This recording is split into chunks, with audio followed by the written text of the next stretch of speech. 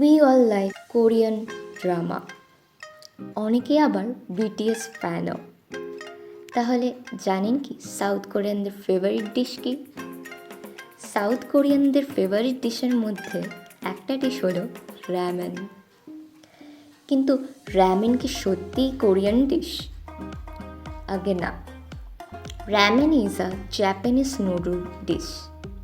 It consists of Chinese style wheat noodles dish. এর place of origin হচ্ছে China. Momofuku Ando is invented ramen. তাহলে ramen কি সত্যি হেলদি? র্যামেন নুডলসে ভিটামিনস, মিনারেলস অ্যান্ড প্রোটিনস রয়েছে, কিন্তু র্যামেনে সেরকম কোনো নিউট্রিশন নেই। প্রচুর মাত্রায় ক্যালোরি রয়েছে।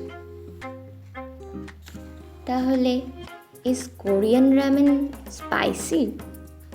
Korean ramen is typically more spicy than traditionally Japanese version.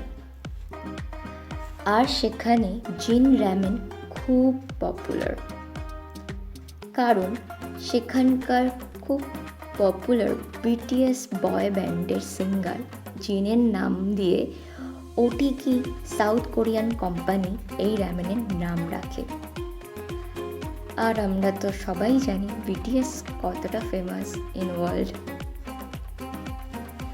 এখন এটি ইন্ডিয়াতেও প্রচুর সাউথ কোরিয়ান ডিশ অনেকেই করে খাচ্ছেন। তার মধ্যে র্যামেন খুবই পপুলার, তাই বাড়িতে একবার বানিয়ে খাওয়াই যাক না র্যামেন।